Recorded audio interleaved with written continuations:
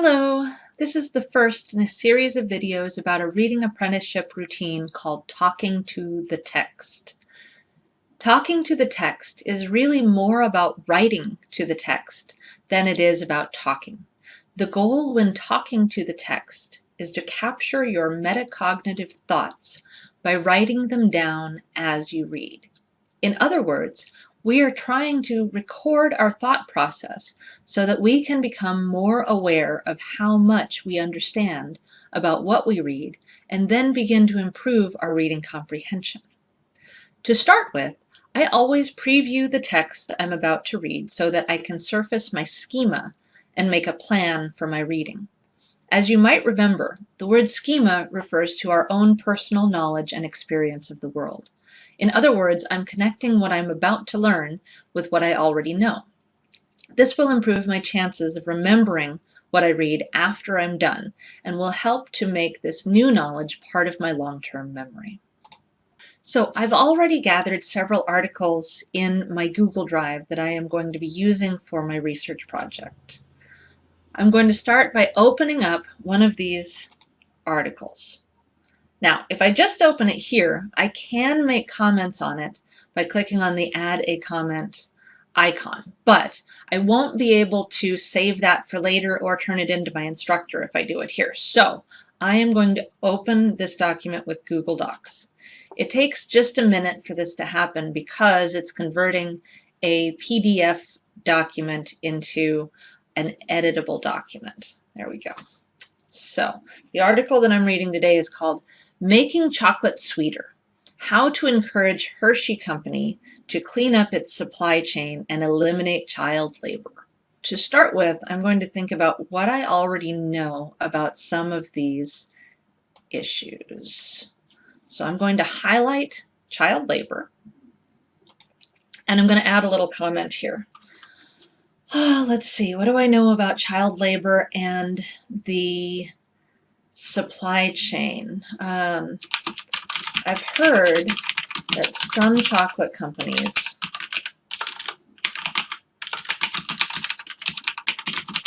do a better job than others when it comes to getting rid of child labor. What else do I know about this? I remember reading a little bit about the supply chain in the book that we're reading for class. The supply chain refers to the way that we get our food from the farms to the grocery store. There, that's what I know about what the supply chain is. So I'm going to now click on comment to post that comment. So next, I'm going to preview this article by reading the abstract. The abstract will tell me more or less a summary of what the article is about. And the reason I want to make sure I do that before I do anything else is because I want to be sure that this article is actually going to help me with my research project that I'm working on. So, child labor is a complex issue that deeply permeates cocoa production in West Africa. Multinational corporations such as Hershey Company are often in the best position to address child labor because these human rights violations, okay, this is something that I am interested in because I'm writing about human rights violations in my paper. So I'm going to highlight that as keywords that are important, occur within their own supply chain. The U.S. legislature can encourage multinational corporations to address child labor.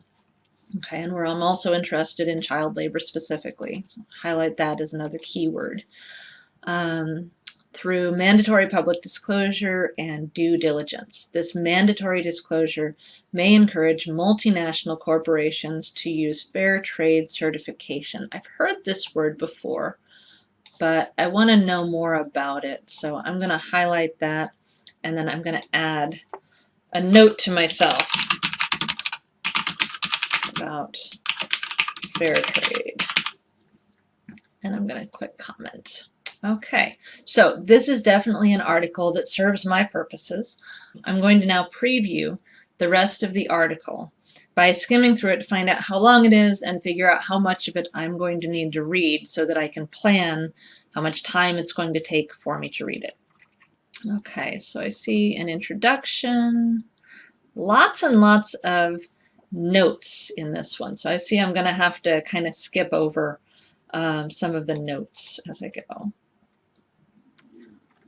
Background, okay.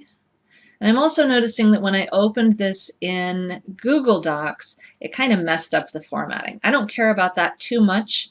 I only have to make sure that when I'm reading the article, I'm actually reading the part of the article that I want to and not getting stuck in all of these notes. So I'm going to skip for now anything that is in the smaller text and anything that has a little number in front of it because I'm not so worried about the notes.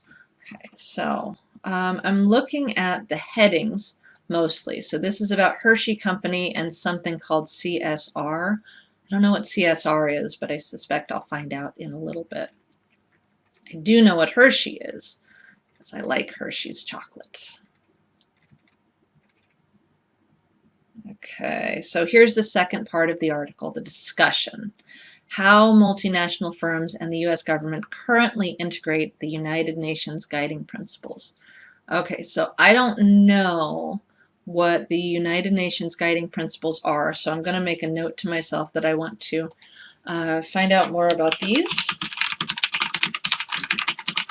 because this might be important information for me to share with my reader when I'm writing my paper. So I definitely am going to want to read the discussion. I'm going to pick a different color to highlight that in because I want to remind myself that this is an important thing to pay attention to. So I'm going to highlight this in, what is that, cyan? I'm going to use cyan for things that are important to read later. And just to remind myself of that, I'm going to come back up to the top and I'm going to make a little code for myself. Let's see, right here. Read closely.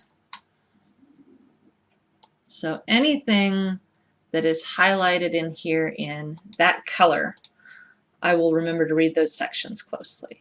So where was I? I was in section 2. There we go, the discussion. So it looks like this article isn't as long as I thought it was going to be because so much of what's taking up space in here is all these notes, which I'm just going to ignore. I don't need to read the notes, I just want to read the article. Now, if I were writing like a 20-page paper, I might go through and read those notes so that I could find more articles to read so that I understood it a little bit deeper. But since my paper is only going to be 3 to 4 pages long, I don't need to spend time on those, so I'm just going to skip them for this part of it. Okay, I see international law on children's rights. I do really want to understand that because a lot of what I want to write about in my paper has to do with child labor, so I want to understand what the law is surrounding that issue. And then I see analysis. I'm not sure yet if I'm going to want the analysis or not, so I'm going to skip for now. And I'm going to read the headings in analysis. Multinational corporations should certify their products in order to sustain an ethical company image. Okay, so this is offering an argument that I think will probably be helpful for me to understand, so I'm going to highlight that as something to come back to and read later. Fair trade certification, and I did say that I wanted to know more about fair trade certification, so I'm going to highlight that because I need to understand what this is, and I'm sure that there's going to be a definition in here. And I keep going. Due diligence, I don't know what that necessarily means, so I'm probably going to skip that. I might come back to it later. Provide incentives. Okay, so this is how to get people to do what we want them to do. I might read that, we'll see. But for now, I'm also definitely going to read the conclusion closely, because the introduction and the conclusion are usually the most important parts of any research paper, because it helps me to get a bigger understanding, a better understanding of everything that is going to go into the paper. Okay, so now that I have a good sense of what I want to read and what this article is going to offer me, I can start to dig in. If you want to see how I do that, you'll have to watch the next video. Thanks for listening.